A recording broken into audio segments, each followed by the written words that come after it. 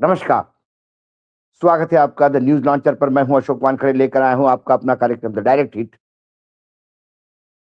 खबर उत्तर प्रदेश से है और अब शंकराचार्य के खिलाफ एफआईआर होगी।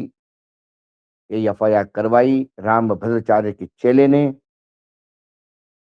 लेकिन शंकराचार्य अभिमुक्तेश्वरानंद ने डंके की चोट पर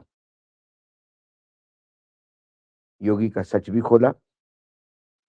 जिसने एफआईआर की उस चेले पे गैंगस्टर, गोकशी, व्यभिचार जैसे 21 मुकदमे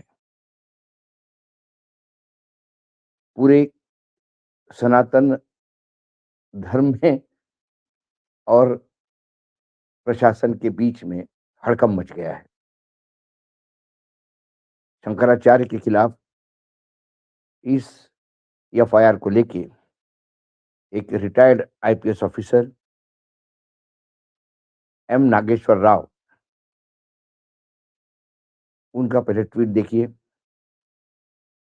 विनाश काले विपरीत बुद्धि, टैग किया है मोदी जी को, योगी आदित्यनाथ जी को।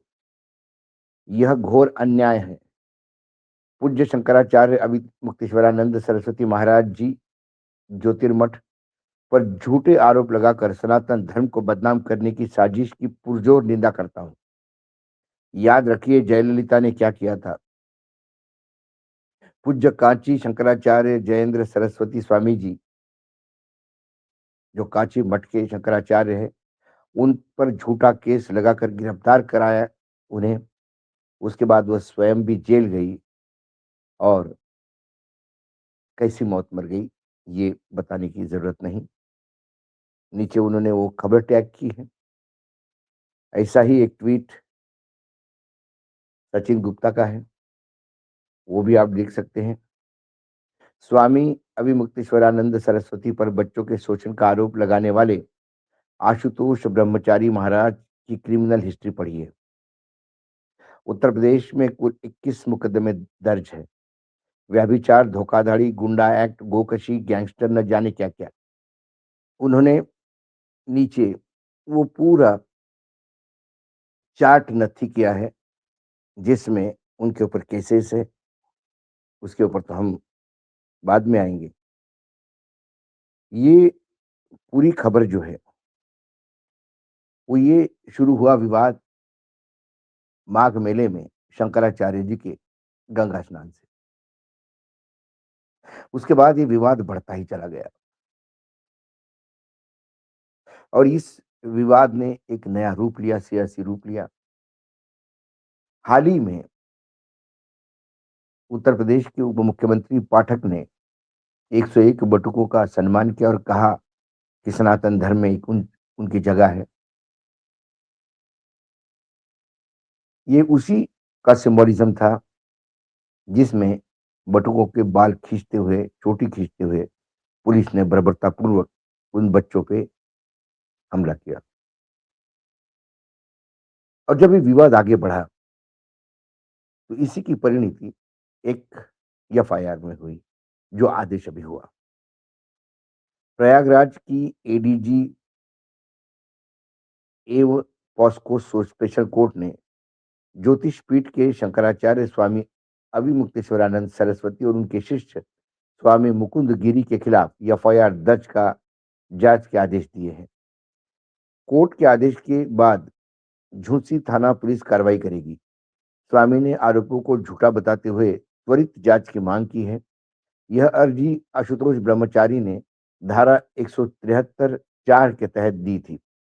साथ में 2 नाबालिग के बयान भी दर्ज करा चुके हैं। ज्योतिषपीठ शंकराचार्य अभिमुक्तेश्वरानंद सरस्वती से जुड़े यौन आरोप के मामले में Prayagraj rape and POCSO special court ने अहम आदेश जारी किए।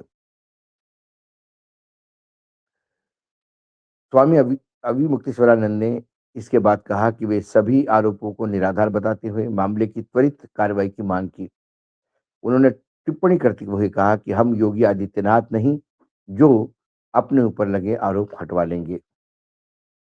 ये मैं आपको बता दूं कि जब योगी आदित्यनाथ मुख्यमंत्री बने तो उन्होंने कैबिनेट में एक डिसीजन लेके स्वयं के ऊपर लगे हुए तमाम मुकदमे हटवा लिए थे। आरोप पर प्रतिक्रिया देते हुए स्वामी अविमुक्तेश्वरानंद ने कहा कि उनके खिलाफ लगाया गया मुकदमा पूरी तरह से झूठा है और सच जल्दी सामने आएगा। उन्होंने कहा कि शिकायतकर्ता स्वयं हिस्ट्री शीटर है और उसका नाम कई मामलों में दर्ज है। स्वामी का यह भी कहना है कि उनके ऊपर लगाया गया आरोप किसी बाहरी व्यक्ति ने नहीं बल्कि रामभद्राचार्य के एक शिष्य द्वारा लगाया गया है। उन्होंने अदालत से आग्रह किया कि मामले को अनावश्यक रूप से लंबित न रखा जाए और शीघ्र कार्रवाई की जाए। स्वामी अविमुक्तेश्वरानंद ने यह भी कहा कि वे आरोपों का डटकर सामना करेंगे।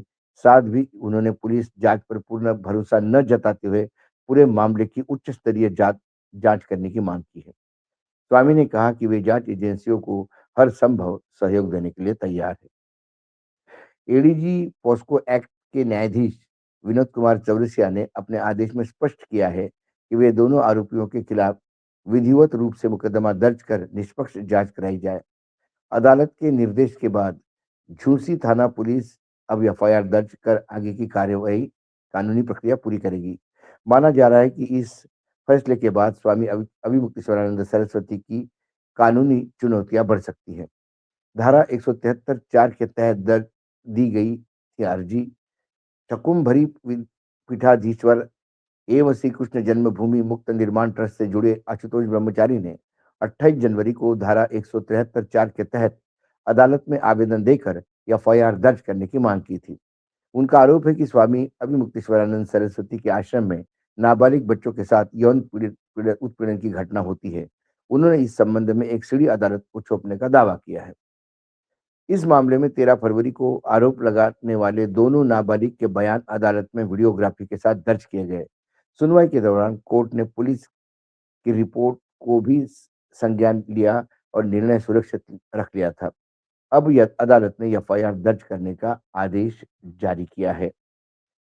कुल मिलाकर अब ये मामला और ज्यादा पेचीदा हो गया है। अभी मुक्तेश्वरानंद और योगी ये आमने सामने हो गए।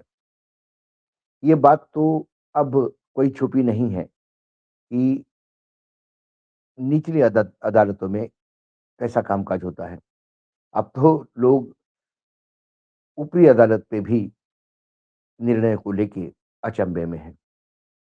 न्यायपालिका सत्ता के साथ है या निष्पक्ष होकर काम करती है, ये तो समय बताएगा। लेकिन अभी मुक्तेश्वरानंद का ये कहना कि वो योगी नहीं है जो मुकदमे हटवाएंगे और कहना कि जल्दी से जल्दी इसको लंबित न रखा जाए और इसको तुरंत जो भी निर्णय है वो लिया जाए, क्योंकि कई बार हमने ये भी देखा न्यायपालिका में या सरकार एक काम करती है कि यदि किसी को उलझा के रखना है तो उसके खिलाफ एफआईआर दर्ज करके वो मामले सालों पेंडिंग रखते हैं और जब भी कोई जिक्र होता है तो उन पे यही कहा जाता है कि ये तो यौन शोषण के आरोपी है और ये सालों साल चलता रहता है। क्योंकि कई बार ये भी देखा जाए कि कई सालों के बाद जब मुकदमे के नतीजे आते हैं या निर्णय आता है मुकदमे में, तो जिन पे आरोप लगाए वो निर्दोष छूट जाते हैं।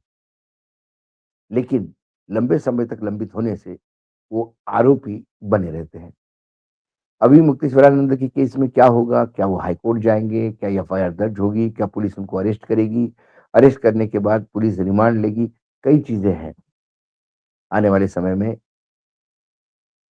हमें देखने को मिलेगी। लेकिन इतना तो सच है कि जिस हिसाब से लोगों की रिएक्शंस आ रही है, खासकर सनातनी धर्म में, क्योंकि जयललिता ने एक बार ऐसी ही गलती की थी और उसके बाद ये दूसरी बार है कि किसी शंकराचार्य के खिलाफ एफआईआर दर्ज हुई है और शायद हो सकता है कि जो यूपी में अभी चल रहा है उससे मुझे तो कम से कम कोई शंका नहीं कि अभी मुक्तेश्वरानंद को अरेस्ट किया जाएगा और हो सकता है कि रिमांड लेके उन्हें उत्पीड़ित भी किया जाएगा। लेकिन इतना तो सच है कि वर्तमान में कोर्ट के एफआईआर के निर्देश से सनातन और प्रशासन के बीच भयंकर बवाल मचा हुआ है और कईयों को लगता है कि ये आपसी लड़ाई में सनातन धर्म बुरी तरह से हिट हुआ है। आज डायरेक्ट हिट में इतना ही। कल फिर आता हूँ किसी विषय के साथ। तब तक के लिए नमस्कार। देखते रहिएगा द न्यूज़ लॉन्चर।